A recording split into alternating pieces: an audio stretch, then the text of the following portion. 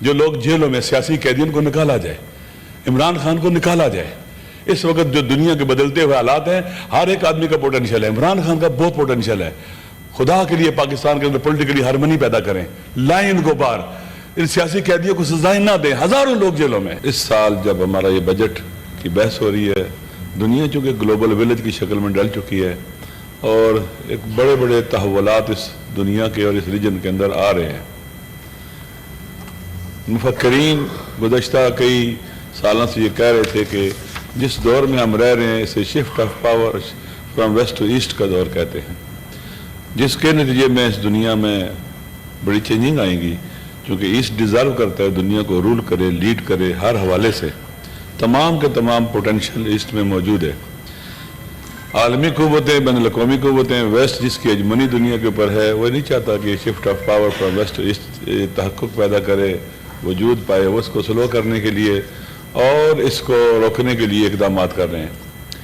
ان میں سے Pakistan south Asia میں بہت اہم جگہ پر واقع ہے، اسٹریٹجیکلی بہت اہمیت کا حامل ہے۔ پاکستان کو معاشی حوالوں سے، سیاسی حوالوں سے، امن و امان کے حوالوں سے کمزور کرنا، ڈسٹیبلائز کرنا، یہ اس خطے کے ساتھ بھی خیانت ہے، ایسٹ کے ساتھ بھی خیانت ہے، ایشیا کے ساتھ بھی خیانت ہے اور وطن کے ساتھ بھی خیانت ہے۔ اس ملک کا استحکام، چاہے وہ سیاسی ہو، چاہے وہ معاشی ہو، چاہے امن و امان کے حوالے سے ہو، یہ ضرورت ہے۔ اس پاکستان کے لیے بھی، 25-26 کروڑ عوام کے لیے بھی۔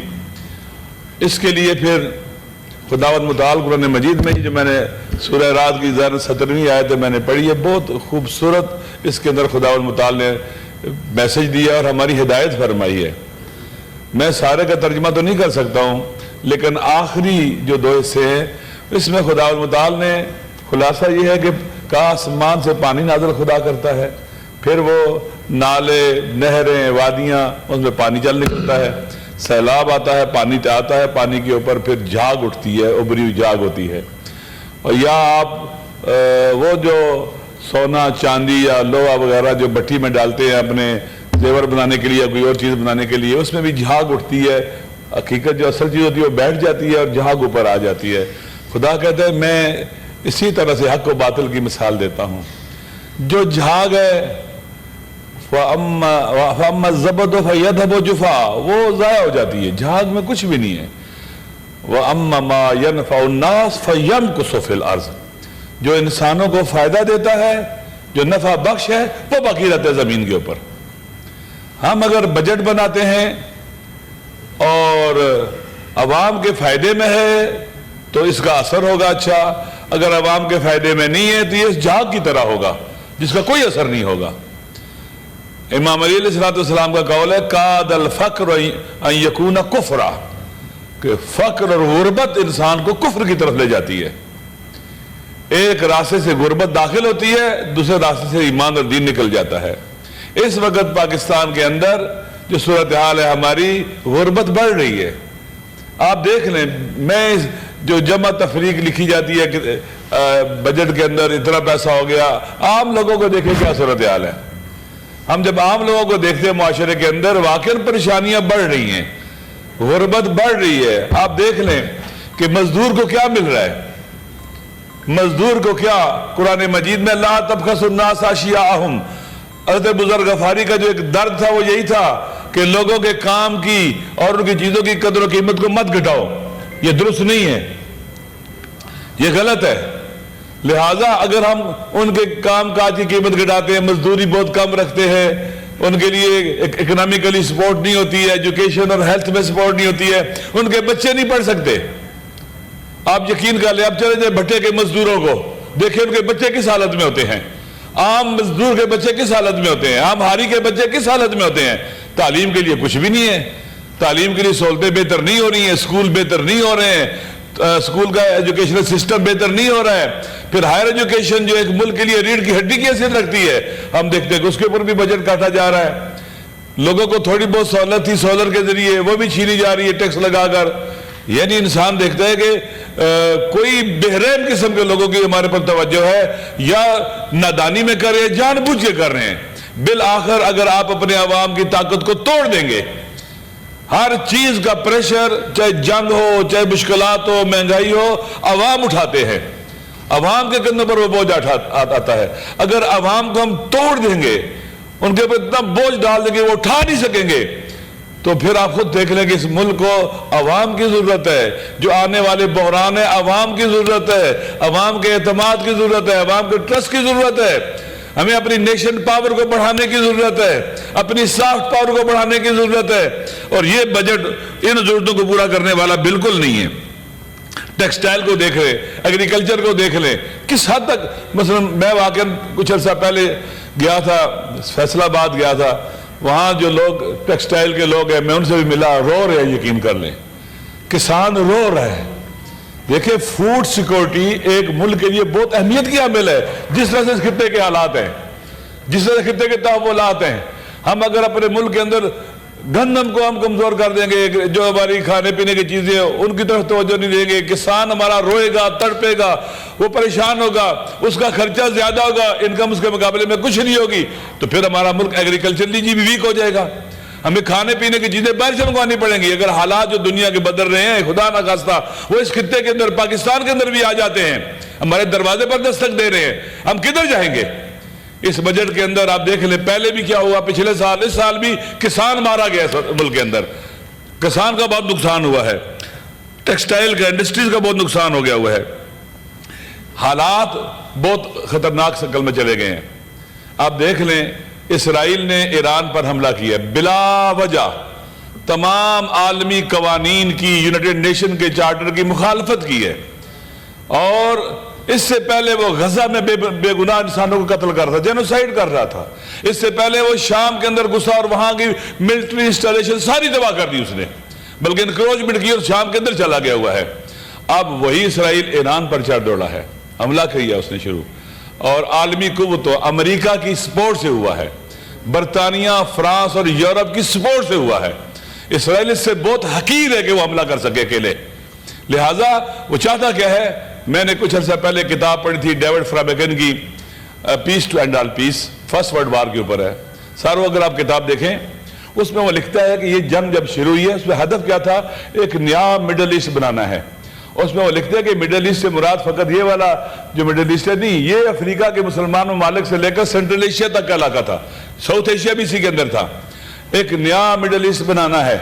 اس کے بعد سیکنڈ ورلڈ وار تک پورا جہان اسلام مسلمانی خلافت کو توڑ کے، تقسیم کر کے، مسلمانوں کی طاقت کو توڑ کے ایک نیا مڈل ایسٹ بنایا گیا، چھوٹے چھوٹے مسلمان ممالک بنا دیے گئے اسلامی طاقت کو توڑ کر، اور اس کے بعد اسرائیل کو وہاں لایا گیا۔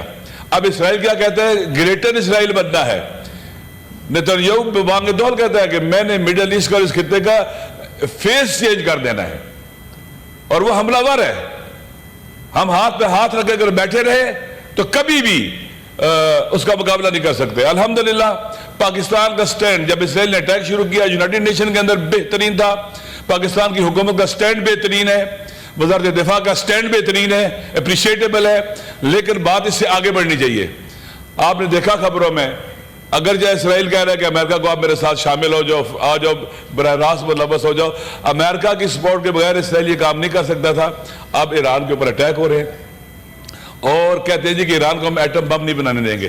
ایران کے آیت اللہ خامنئی اور امام خمینی قدس سے لے کر ان تک یہ حرام سمجھتے ہیں ایٹم بم بنانے کو، جائز نہیں سمجھتے ایٹم بم بنانے کو، ایٹم بم نہیں بنانا چاہتے۔ وہ کہتے ہیں اگر ہم ایٹم بم بنانا چاہتے دنیا کی کوئی طاقت روک نہیں سکتی تھی ہمیں۔ وہاں کی آئی اے کی آپ رپورٹس دیکھیں، کتنے سالوں سے وہاں پر وہ وزٹ کرتے ہیں، کوئی ایٹم بم نہیں بنا رہے، لیکن اسرائیل ہے کہ ایٹم بم بنا رہے۔ کیوں؟ اسرائیل کے گریٹر مڈل ایسٹ بننے میں اور اسرائیل کے جو گریٹر اسرائیل بننے میں ایران ایک رکاوٹ ہے۔ اس وقت جو وہاں جنگ ایران لڑ رہا ہے یہ پورے ایسٹ کی جنگ ہے، پورے ایشیا کی جنگ ہے، جہان اسلام کی جنگ ہے۔ اگر خدا نہ خواستہ وہ اس دیوار کو گرا دیتا ہے تو مکہ مدینہ پر قبضے سے کون روکے گا اس کو؟ ڈینس لیوی اپکن کی کتاب ہے ریٹرن ٹو مکہ، جو سیونسٹ ہے، وہ پڑھنے والی ہے۔ وہ مکہ تک جائیں گے، وہ مدینہ تک جائیں گے، وہ خیبر تک جائیں گے۔ اس وقت جہان اسلام کو، مسلمانوں کو، ایسٹ کو بہت بڑا تھریٹ ہے، اور ہمیں اس کو سمجھنا چاہیے کہ اتنا بڑا تھریٹ ہے۔